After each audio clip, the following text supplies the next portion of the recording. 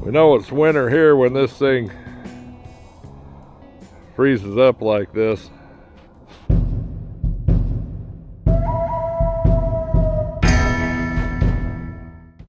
I'll have to thank Matt Collier 616 for this week's video. Hopefully you find it interesting. He wanted to know how I made arrows. We do have White Dog and Suki out today. We'll see how she does, but really the first thing you got to do on making wood arrows is knowing what spine you need for your bow. So this little test works out. I'll show you the difference between an underspine and a spine that's just right for your bow. Then we'll talk about static and dynamic spine as well.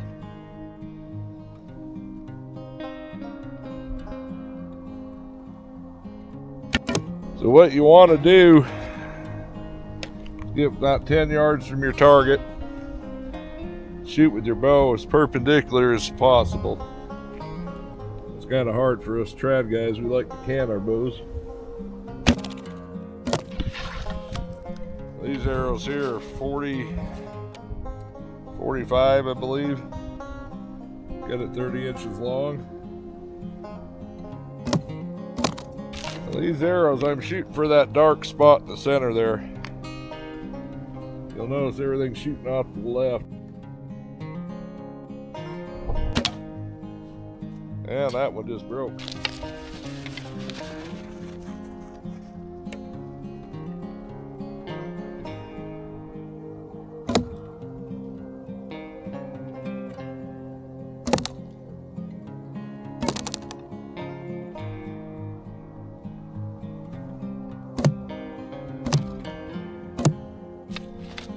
Now let's go see what we did. I'll try to explain some things.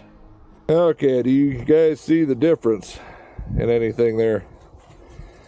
These are 50-55. My bow's 52 pounds. See how nice and straight they are?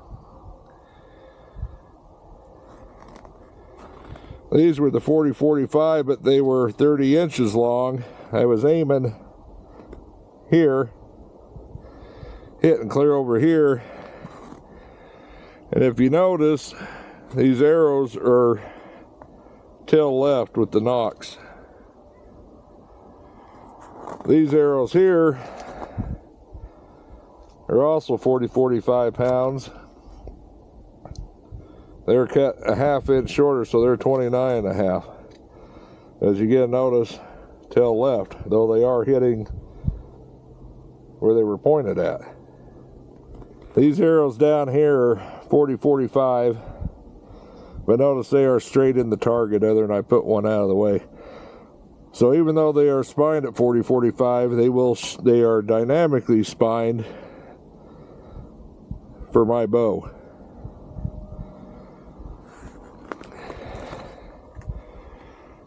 We'll get back into the dynamic and static, but I just wanted a visual so you guys could kind of understand that.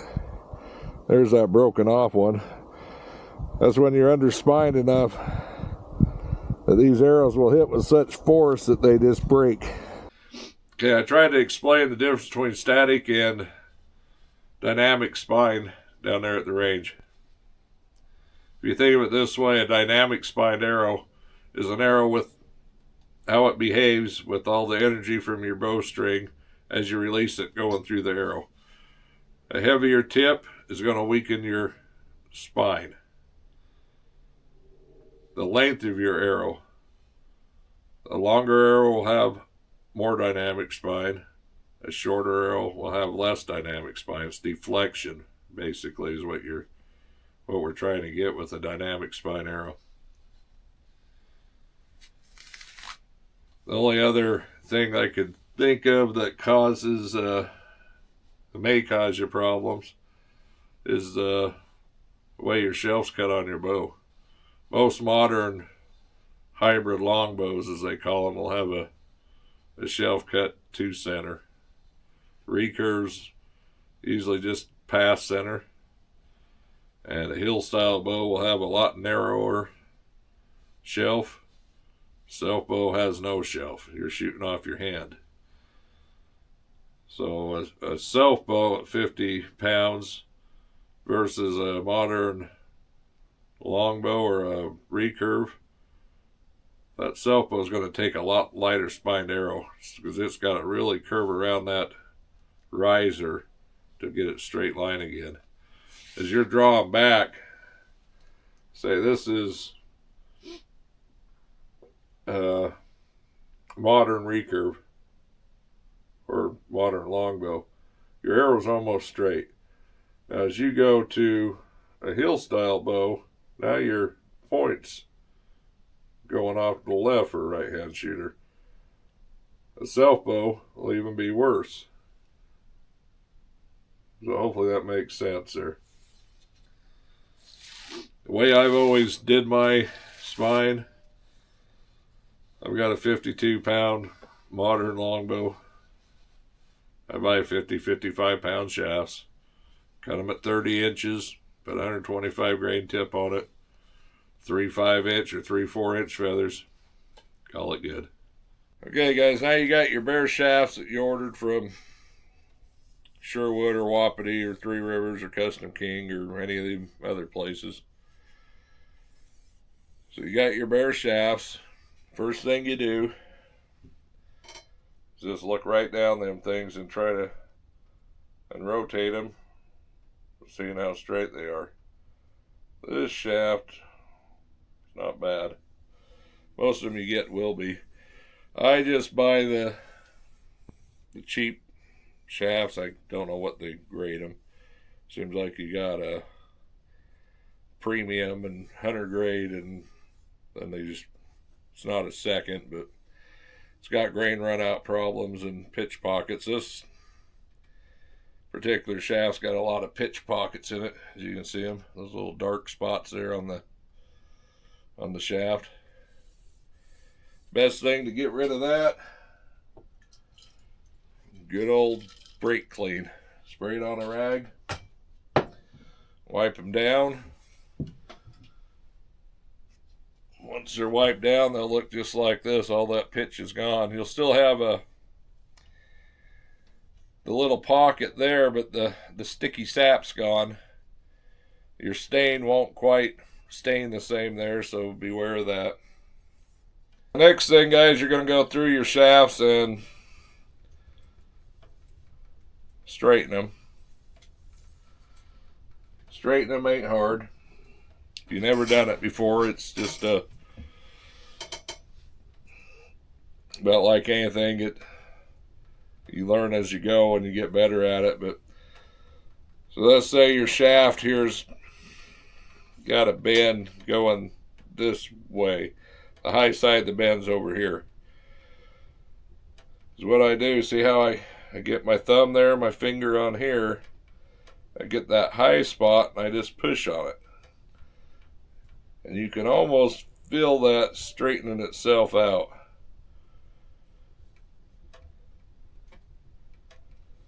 And I don't know what I've done to my shaft. Everything's still straight, but you just keep pushing it around like that and it'll straighten itself out. Just push on the high spot. Try to get it to move over to the other side. If it's a really, really stubborn one, I'll take this shaft here, put it against my leg or a table or whatever. I usually have a deer antler, but this sizing goodie for my reloading will work. But you got that big high side there. I just put a little bit of pressure on it and start rubbing this. You know, you're kind of bending against your leg there and you're rubbing that high side. compressing that wood, and it will bring it out. You can use the same with heat. I never could really get everything to move as much as I wanted to with heat, but heat does help, especially if you got your deer antler there and you heat that up, it'll push it right out. Heat seems to keep it straighter, you know, after everything's done. It seems like if you heat that up, it'll keep it straighter. But now you have to determine knock end.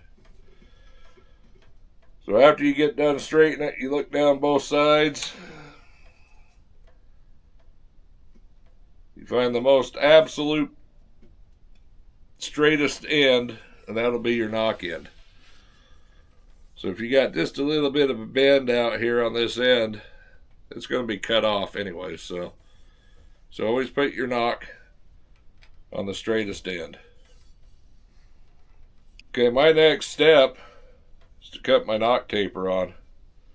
I don't have a big belt sander or any of that stuff. You can buy one of these little pencil sharpener goodies there off of any of these distributors. This is a bear paw.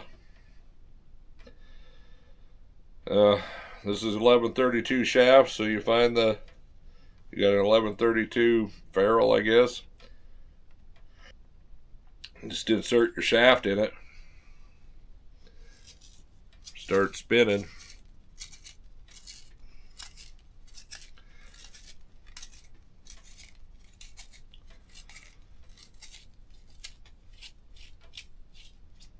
And it's done.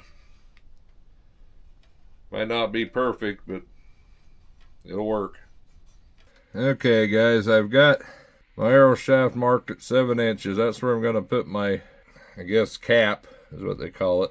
I do not dip my arrows. I used to, but anymore I use the craft paint, acrylic craft paint.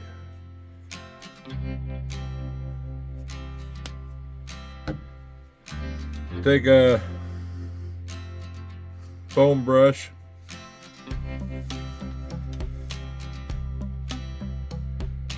and just start right there at that little line.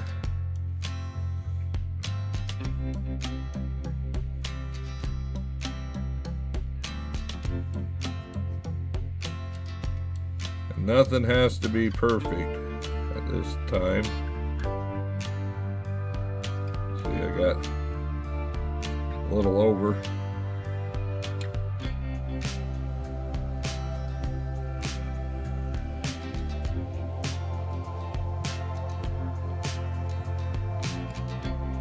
So we just paint that on there till we're got a little bit of a covering. White paint's done. You can leave it white if you like. Any color choices. These acrylics come in thousand. It seems like 1,000 different colors, but I'm gonna try some pink. Never made pink caps on my arrows. That's the reason why I put the white on first, because this pink seems to be transparent. But again, we find our little line there.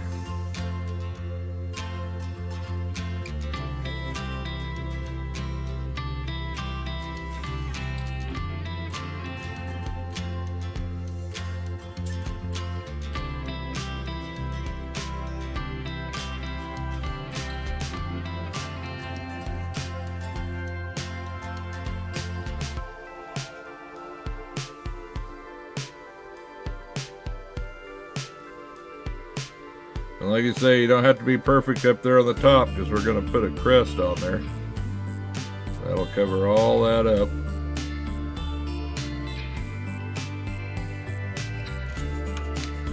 I guess to put my little white stripes, I like doing that. Just puts a little bit of color splash to it. Dip your finger and thumb in some water. Stick it in the paint.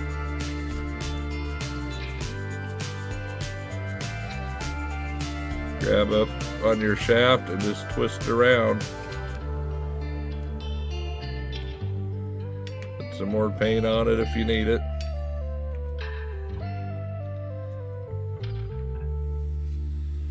Kind of like we were finger painting again as kids.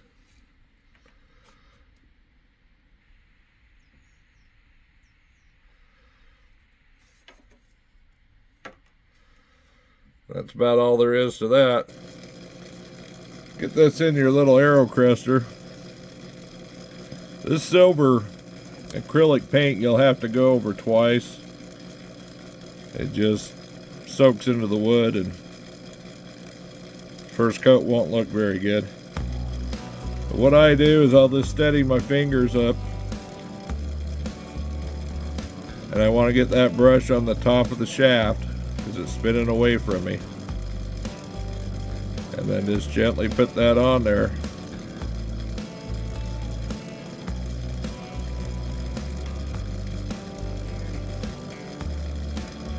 You'll find that wood shafts aren't perfectly round, so the more pressure you put on this brush, the wider the paint gets. And if you have a flat spot, it'll make with too much pressure, will make a little, I don't know how you call it, a little wobble in your paint.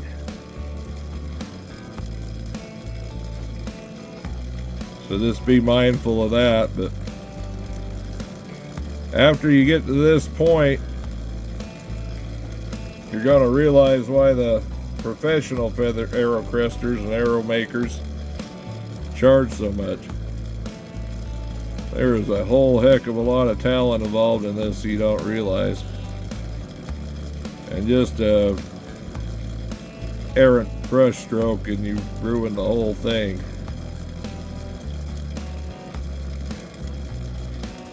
I've got something going on with that crest now. It's spinning good.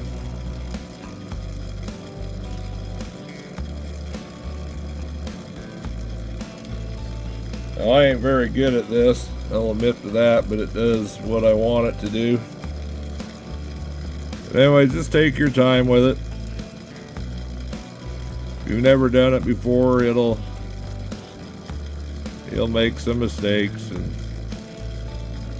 but each time you do it, you'll get better at it. And say I'm far from anywhere close to what a guy that spends a lot of time making arrows can do, but I have fun with it. Well, it's time for the second coat. You see kind of how that soaks into that wood grain.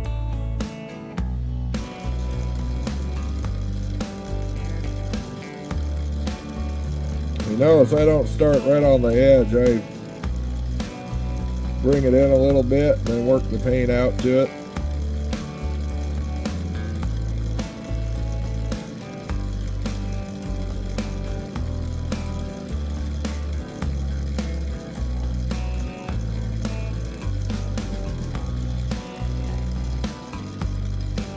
And that should do it. Okay, let's finish this thing up.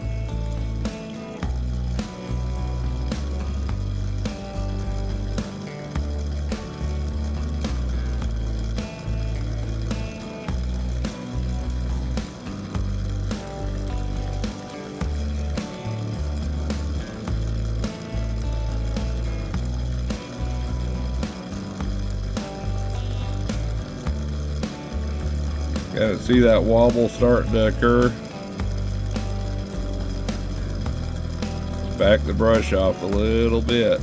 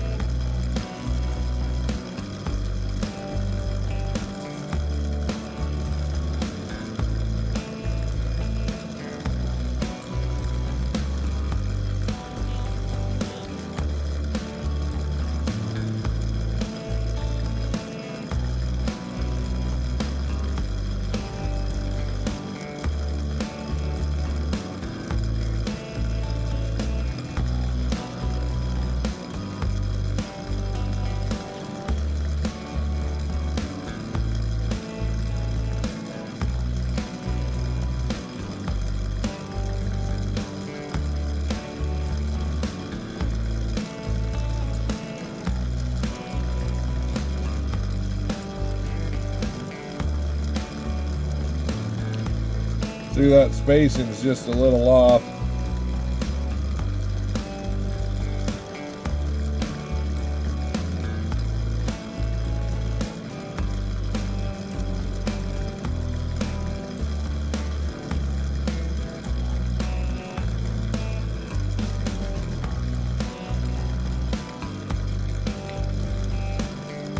Well, that's about it. We'll let these dry overnight. We'll show you how to dip them tomorrow. But anyways, our next step, I buy a bicycle inner tube from Walmart. Just the cheapest one you can get. Cut off a little section, about like that. Split it in half, so you can open it up. Usually comes like that. Just open it up. Take something sharp, a nail, a pick. This is just a little pick. Just stick a hole through it. I wouldn't suggest a knife. I mean, a knife works, but it leaves a slit instead of a hole, and you'll have some of this polyurethane leave little streaks there where the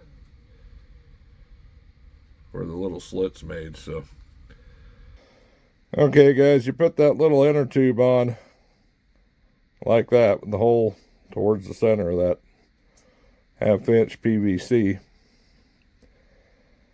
and I just push that zip tie down around it, and we'll start dipping arrows. If I dye my shafts, I use this RIT fabric dye. Works great. Now if you do that, I would highly recommend that you, once you've got that on your shaft, that you spray it with some clear gloss paint, spray paint, because that RIT dye will run in your poly. As you pull it out, you'll get some dye coming off your shafts. But other than that, that's the only thing you need. That yeah, what I do, take that little inner tube, you got a little hole right there.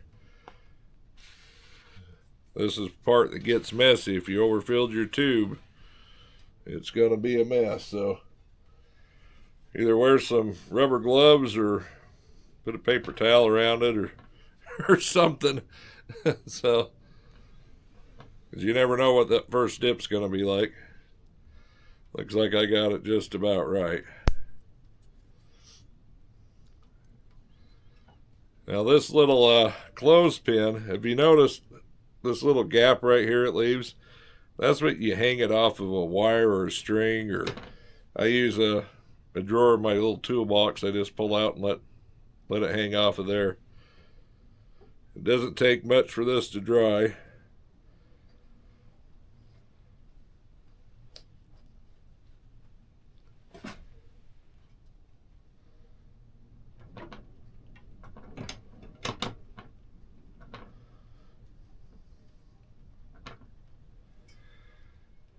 That's really about all there is. Just repeat that step 3, 4, 5 times, or to your desired thickness of clear coat.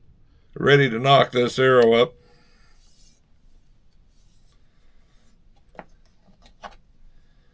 Just a little dab of Duco cement.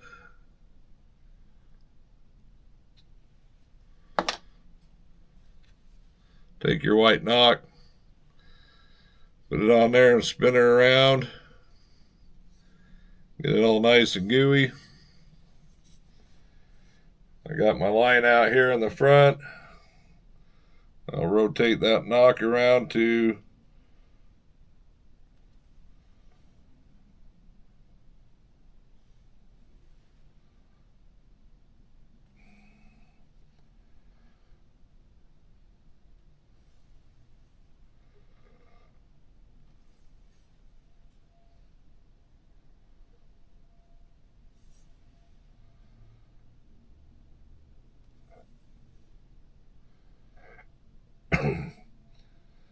and right there is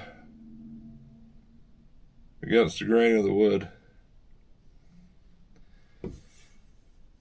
Just wipe off your excess glue.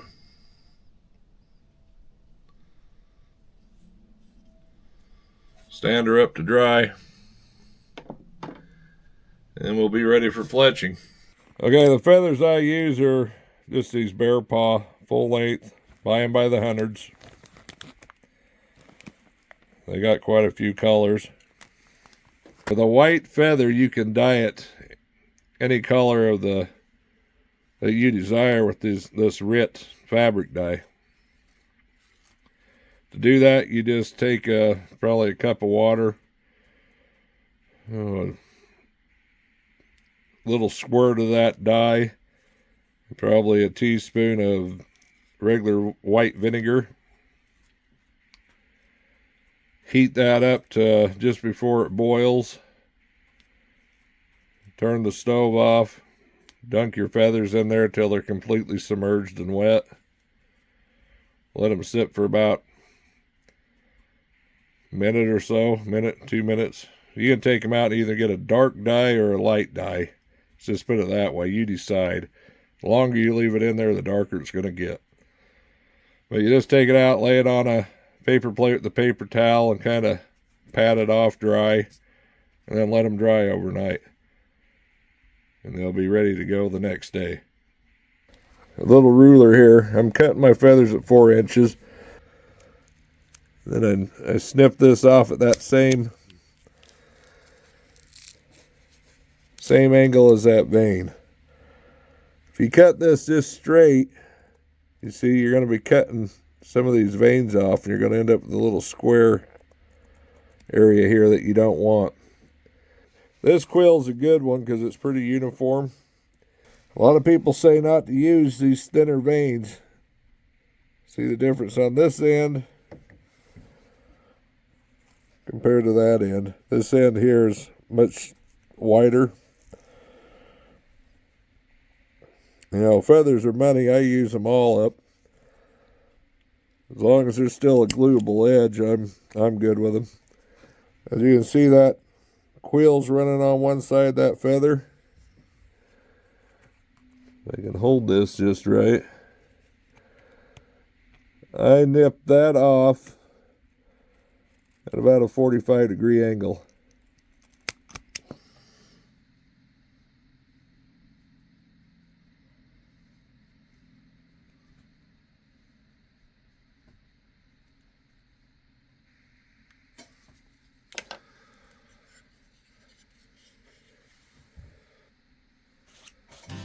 And now we got that first quill on, or my first feather on. I like to take a little knife, use the dull edge, kind of just go down the edges there. Make sure I don't got any high points.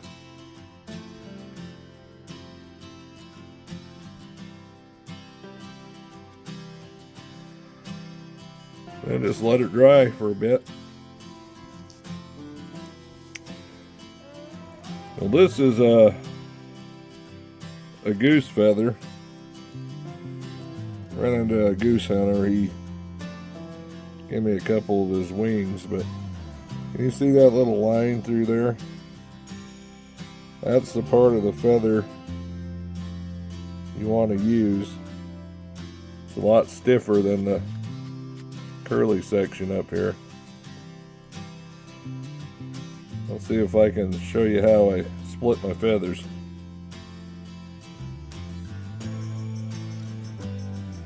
And we'll see how this works with a camera in front of my face. But what I do is I grab that feather right there, and I will just pull. See how that snapped in there?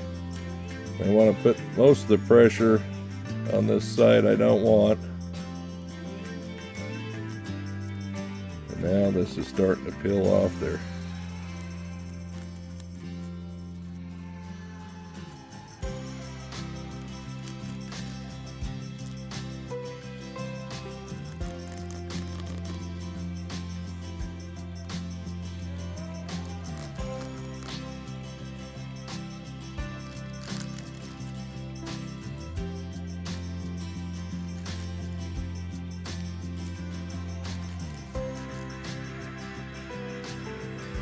Now when I do my own feathers like this, I do not keep hardly any quill on it.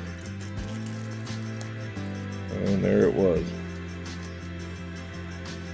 Kind of looks all ragtaggy, but you notice there's none of that white pith stuff on there. So when this thing, you're gonna say, well, that loses all rigidity, but once that's glued down to your arrow shaft, doesn't matter how rigid it is, your arrow is always going to be rigider than that pith in the feather. Well, I don't want to waste any of this goose feather. And since that gray's kind of hard to see, I'm going to try to splice a piece of white turkey feather to it. Basically all I do, I get a little dab of glue on there. Basically that's all I did, and there's a little dab of glue right there. Okay, when you're splitting like those goose feathers, once in a while they will not just peel off. You'll get some of that pith stuff on there. All I do is just sand them down just a little bit.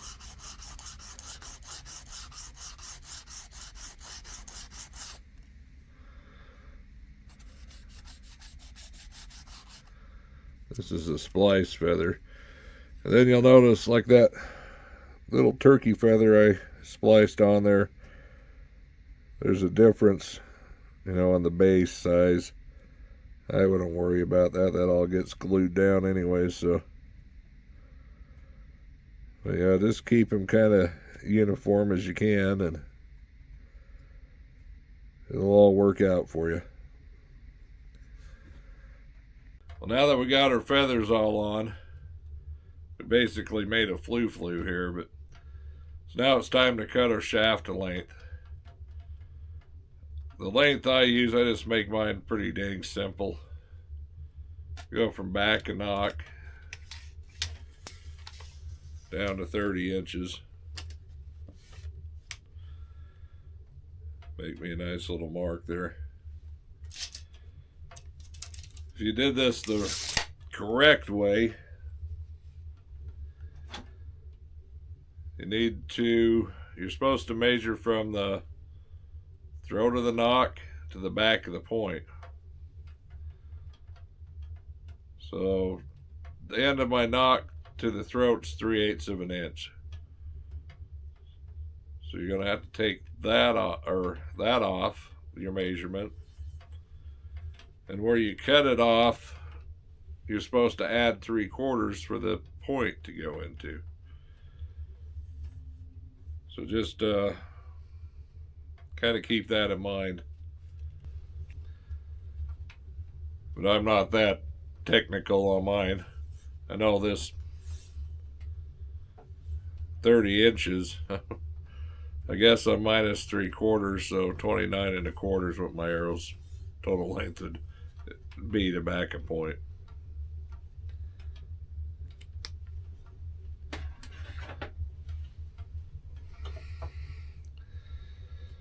Now to cut them off, I don't use a saw, a little pocket knife. Just kind of get everything. Just kind of keep everything straight.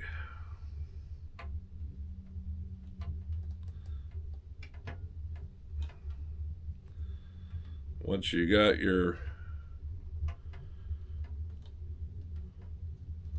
first little cut into there, you can put some more pressure on it as you come around.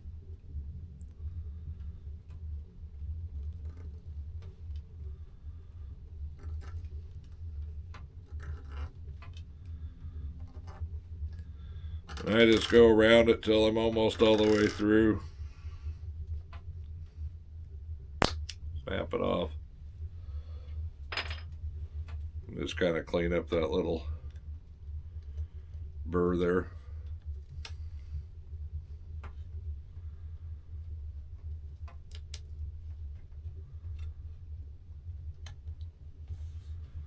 Plenty straight for what I use them for. Finish them off with your taper tool.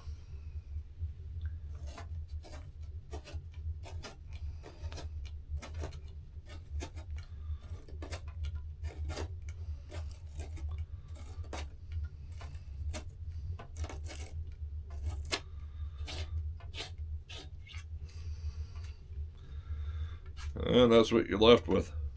Okay, to prep for my point, I like to put just a little tiny groove in that.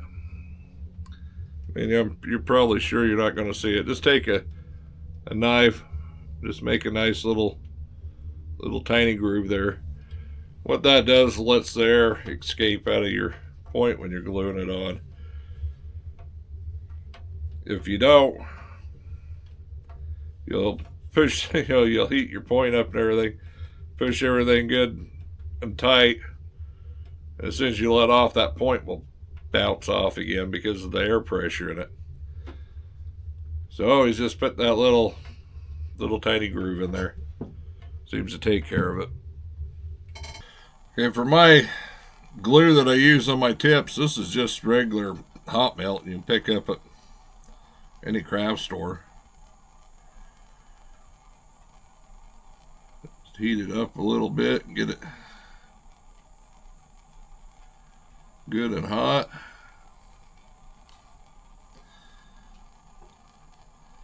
I put a little dab on my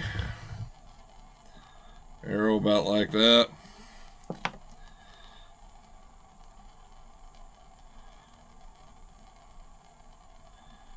Back over the heat just a little bit.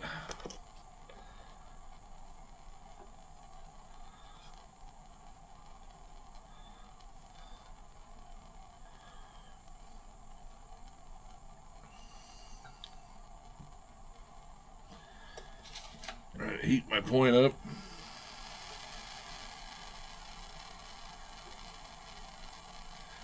Now these shafts are 1132s. Means your nocks have got to be 1132 and your points have got to be 1132. Just always buy everything that's the same size component for the whole shaft.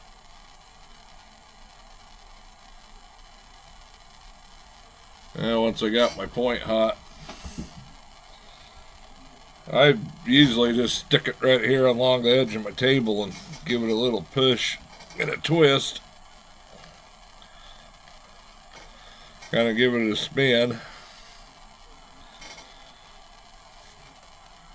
And as you notice, no tip riding up because of the air pressure. That little slot in there works wonders.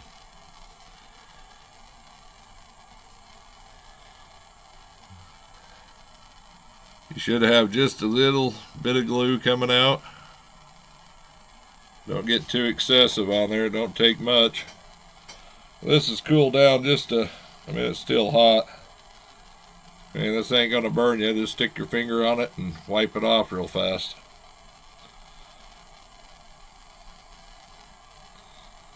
Then I just stick it,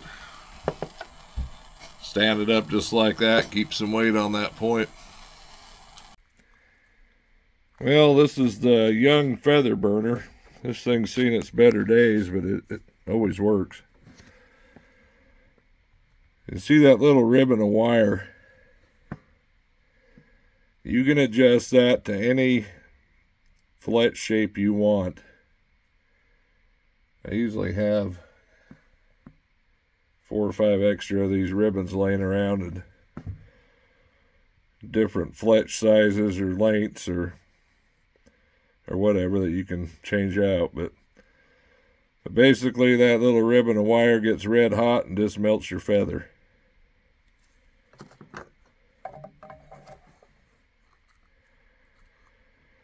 As you can see, that one there, you want it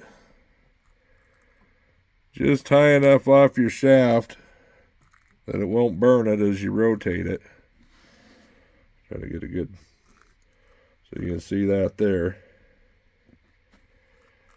This side's the same way. Like I say, you can adjust these just moving them around. It's not quite where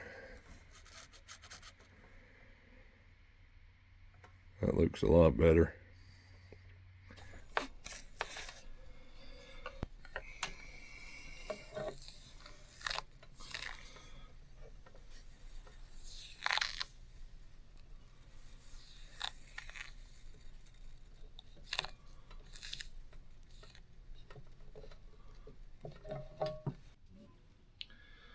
Well, now that we got them burned, these little front leading edge of your fletches are kind of going to be sharp. Some people grind them off or cut them off. I just take that little piece of arrow I cut off and roll that down. Just kind of squish it down.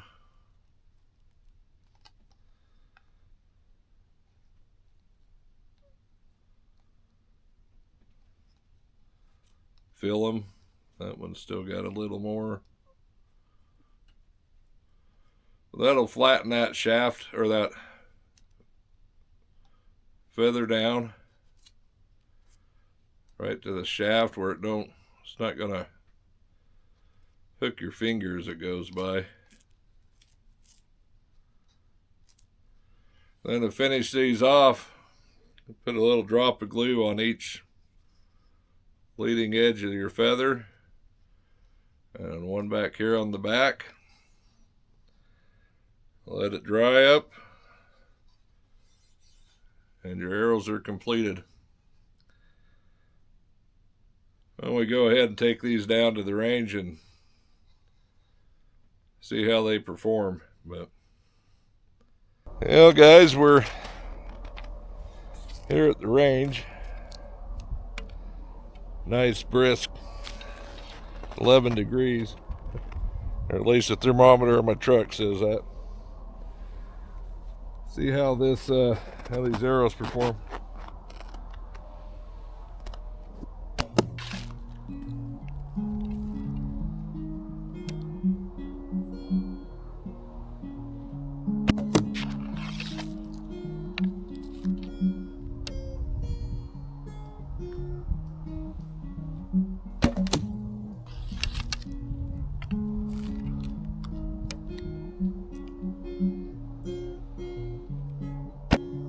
Yeah, let's go take a look at them.